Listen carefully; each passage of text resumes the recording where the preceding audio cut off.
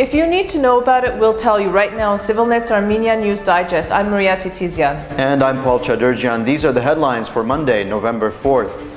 Not allowed on the sidewalk, a Halloween treat for the president lands activists behind bars. Plus, if Azerbaijan would enter Karabakh, what would Russian forces in Armenia do? Hear the answer from a high-ranking Russian military leader. And we'll show you Karabakh like you've never seen it before through the eyes and talents of a famous French animator. Later, we take you to the pristine Teghut Forest, a portion you'll long to discover yourself.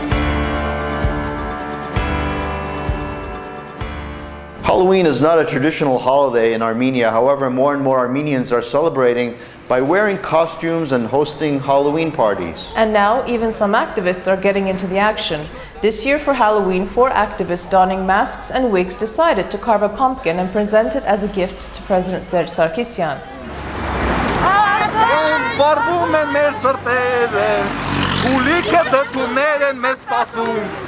CivilNet was supplied with a video of this initiative by the activists, which you can watch on our site civilnet.am.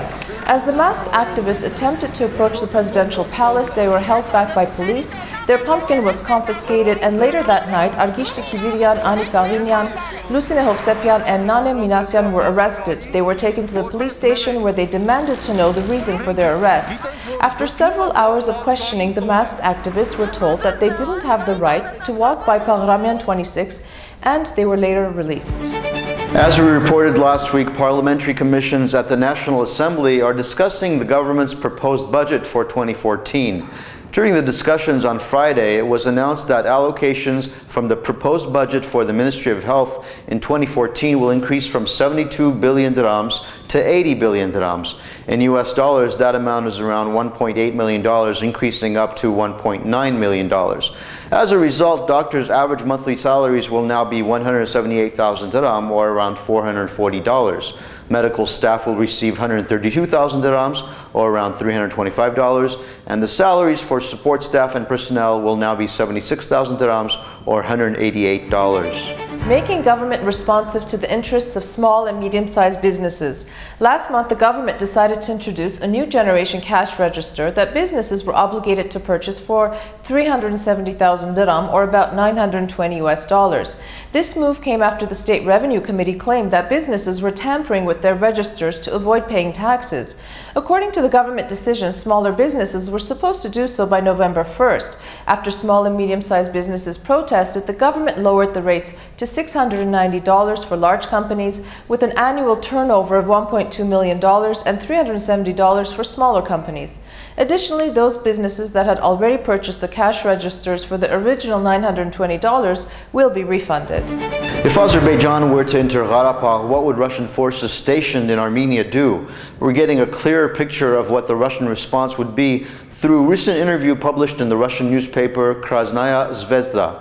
In the article, Colonel Andrei Ruzinsky, the commander of the Russian troops stationed in Gyumri, explains what would happen. He says, quote, "If Azerbaijan decides to restore jurisdiction over Nagorno-Karabakh by force, the Russian military base may be in the armed conflict in accordance with the Russian Federation's obligations within the framework of the Collective Security Treaty Organization," end of quote. The Russian base at Red Fort in Armenia's second largest city boasts around 4,000 soldiers. It was recently equipped with modern weaponry. In a bilateral defense agreement signed in 2012, the governments of Armenia and Russia extended Russia's rights to a base in Armenia until 2044. Under the agreement, Russia is obligated to supply Armenia with more weapons and military hardware. This is the first time that a high-ranking Russian military official has explicitly confirmed that Russia will intervene on behalf of Armenia if Azerbaijan attempts to conquer Karabakh. His Holiness Karakin II, the Supreme Patriarch and Catholicos of all Armenians, participated in the ecumenical opening worship service at the World Council of Churches 10th Assembly in Busan, Korea. A delegation of 16 clergy and lay are attending and participating in the assembly as representatives of the Armenian Church. More than 800 churches are taking part, which equates to about 90% of the churches which are members of the World Council of Churches. A few photos sent to CivilNet include His Holiness Karakin II with the Most Reverend and Right Honorable, the Lord Archbishop of Canterbury. His Holiness also met with representatives from the Oriental Orthodox family, which include the Armenian Orthodox Church, the Coptic Orthodox Church, the Ethiopian, Syriac, and Malankara Orthodox churches. On your screen, you can see the exchange rates for today as we present the weather forecast. Yerevan will have a high of 19 degrees Celsius and a low of 2. Gyumri will see a high of 11 degrees Celsius or 52 Fahrenheit and a low of a chilly -1 or 30 degrees Fahrenheit. The capital city of Stepanakert will have a high of 14 Celsius or 57 Fahrenheit and a low of 5 or 41 Fahrenheit. And in the city I was born, known as the Pearl of the Middle East, Beirut, the temperature will be a high of 26 degrees Celsius and a low of 21. You can hear the beautiful voice of Fairuz, a famous Lebanese singer, actually one of the most admired and deeply respected living Arab singers today. And we had a debate as to what music we should choose, and I wanted to say Sabah, but we went with Fairuz. We're having fun. If you have a city you want us to mention in our forecast, please write us. Absolutely. Reanimani 2013, the International Animated Film Festival in Yerevan, has wrapped up after screening more than 450 short and full-length animated films. Over the weekend, we talked to French animator Bastien Dubois about the 2 films he presented at this year's festival. One of the films is about Karabakh.